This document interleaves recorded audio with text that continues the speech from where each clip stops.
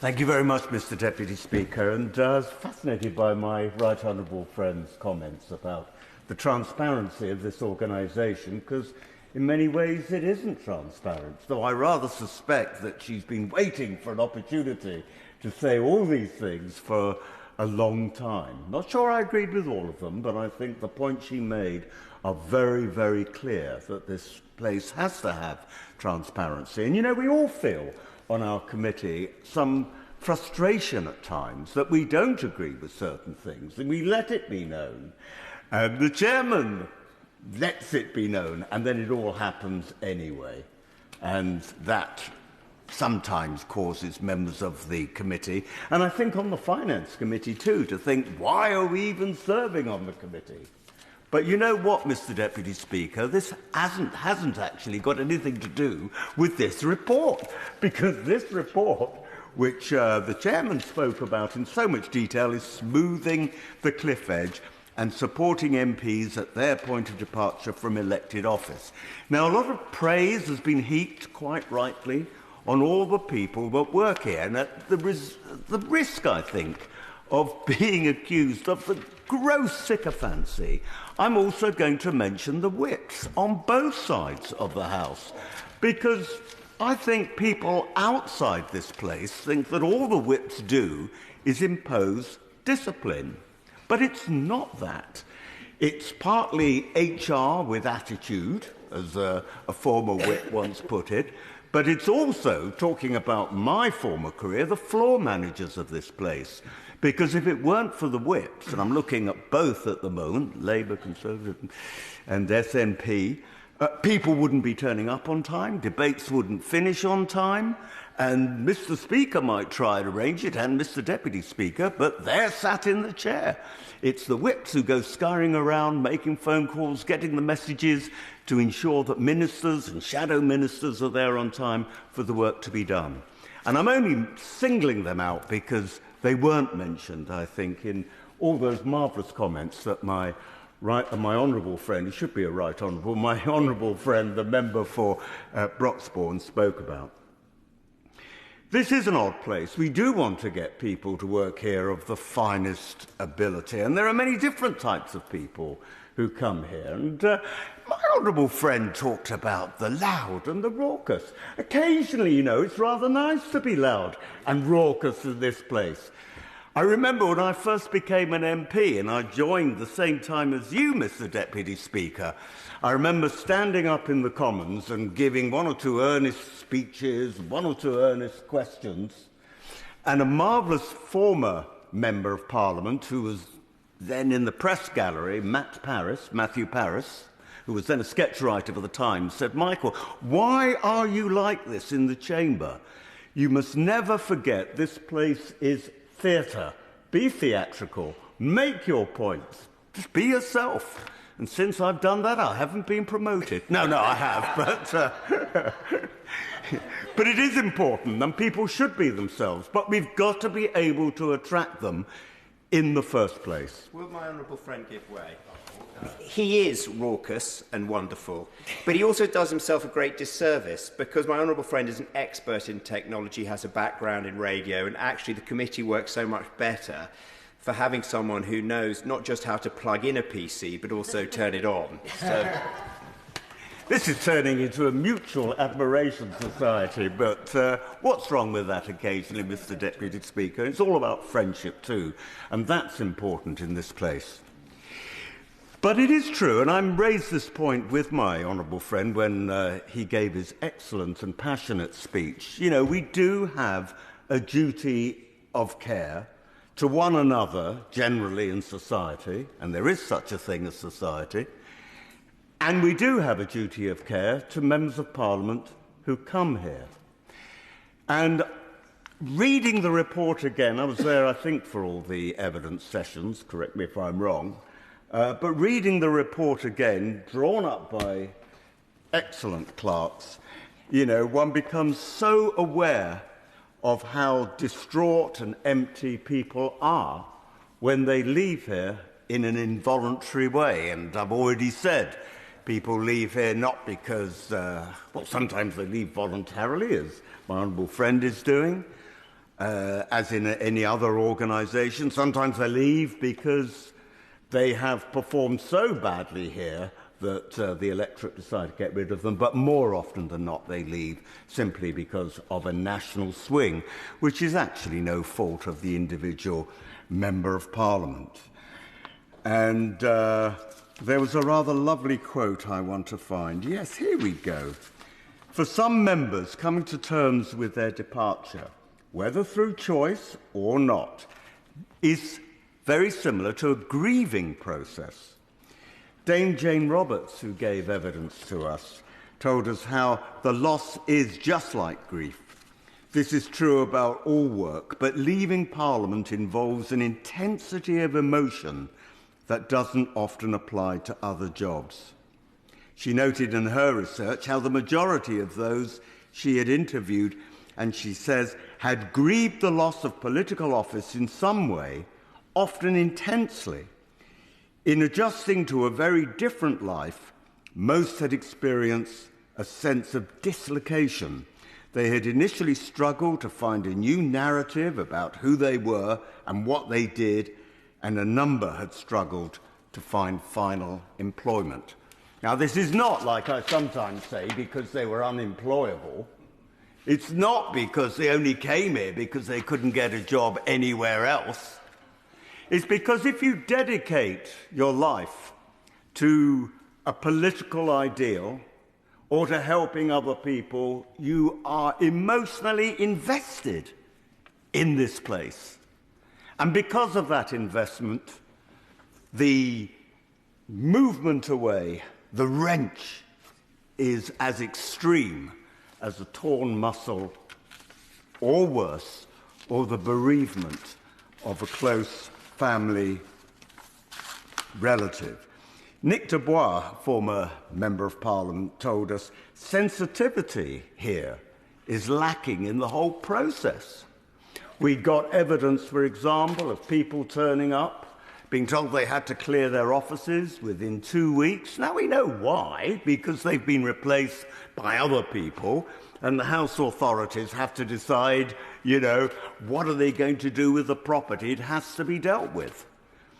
But in reality, when you lose your seat after you've been here for so many years, being expected to clear your office is a huge burden on that person when you're, as I say, grieving over the loss of a lifestyle. But also, what about the staff? We heard evidence of staff completely at a loss to know where they would they get a job with another MP? I mean, generally, it's worth saying, not because I'm telling colleagues know this, but you never know, somebody might read Hansard. Somebody might, I always remember, by the way, that I will say, a great friend of mine, now in another place, and a former chief whip, whom I was having dinner with last night, as it happened, said to me many years ago, and he's absolutely right, Michael, if you want to keep a secret, just say it in a speech in this place. It'll still be a secret. But assuming that someone is going to actually read this speech, people don't realise that members of staff are chosen by the Member of Parliament because they have huge trust imbued on them, trust to actually keep secrets about the constituents, and also in the way that they help their Members of Parliament. If there is a big change, as we saw in 2019, then Members of Parliament have staff, say, in the Labour Party who work really hard, but it'll be difficult for them to get a job then working for a Conservative MP. We have a duty of care to them, as well as a duty of care to the Member of Parliament. As Nick Dubois said, you come out of an election when you're losing the thing that you've given your life to for however many years. I've taken that as an experience of how I would not want to treat my employees today. It was an experience of what not to do rather than what to do. You immediately had your pass removed. You had to be escorted everywhere, whether it's around that centre or around the building. At moments, it felt like you were a criminal. And as someone else said, it creates, no, it wasn't Nick Dubois, it created a huge gap that the party needs to address. I think it's a gap that the House of Commons needs to address. You're cut off overnight. Your phone stops ringing pretty quickly. Well, that to me would be a relief, actually. But the phone stops ringing pretty quickly. Friends are there, but there is not the support that colleagues need. Can I thank my honourable friend for giving way? And he's making a very powerful speech about the impact on departing members. Does he share my concern that that impact, which he's so eloquently running through, will also be a massive disincentive for right-minded people to want to stand for election? Because we want to, as the honourable member for Broxbourne's been, our honourable friend, the member for Broxbourne, has been saying, we need to attract the brightest and the best to this place. And generally, those people don't want to set themselves up to fail, or to be in an environment where they may end up being treated in not the most respectful way. Well, I agree with my right honourable friend up to a point, because I would argue that it's not the problem of people joining this place, because they join this place knowing it's a risk. You don't become a member of Parliament thinking you're here as of a right. I think I am more concerned, though, that people, if they join here, will think that they're going to be treated decently and their staff will be treated decently. And that means also with kindness and compassion.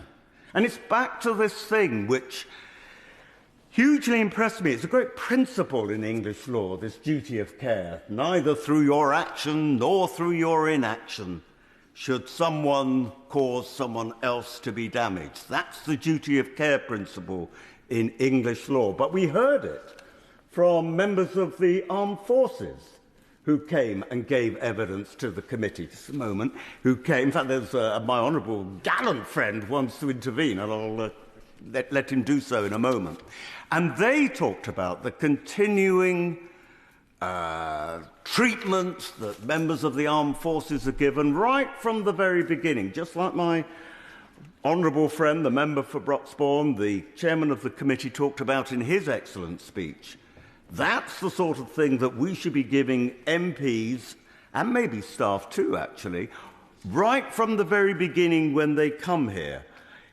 Knowledge that they can use so that when they eventually leave, and we all leave at some time, and what was it Enoch Powell said? All political, I'm looking at my friends on the front bench here, all political careers end in failure. That's what Enoch Powell said. It may not be, I think it is probably true, failure in the sense that one leaves a political career, ministerial career eventually. Give way to my honourable friend.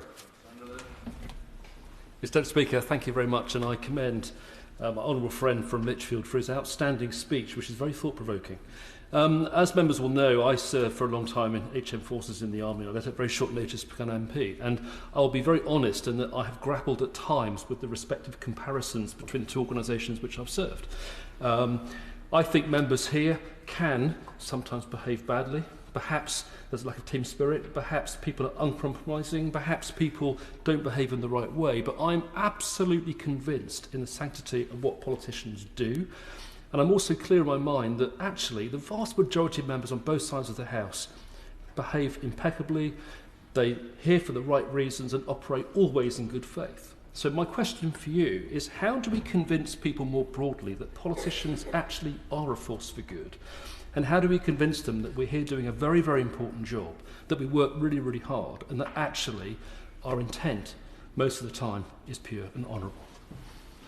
I have an answer to that question, as deep as it was. Stop watching Prime Minister's Question Time.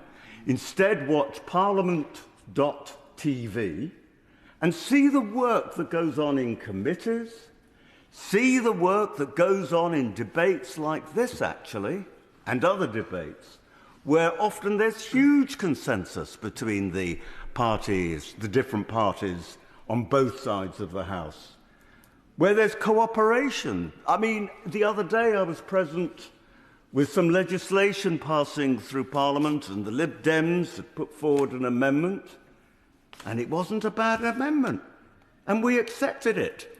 I was rather amused, I have to say, Mr. Deputy Speaker, that they looked more shocked than we were and all started waving their order papers as if it were a victory. But the victory was they'd come up with a good idea and the government said, yeah, it is a good idea, we'll incorporate it into law.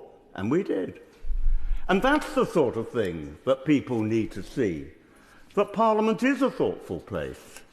And that on the whole, as my honourable friend says, we strive to work together.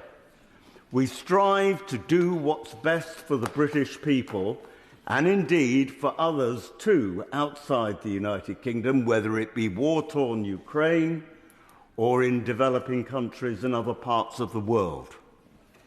But the House has this duty of care to ensure that members of Parliament can do their job as best they can, either by restructuring the existing systems, as my right honourable friend for Basingstoke so marvellously explained, and also by attracting people here, by giving them care for the time when they will eventually leave here.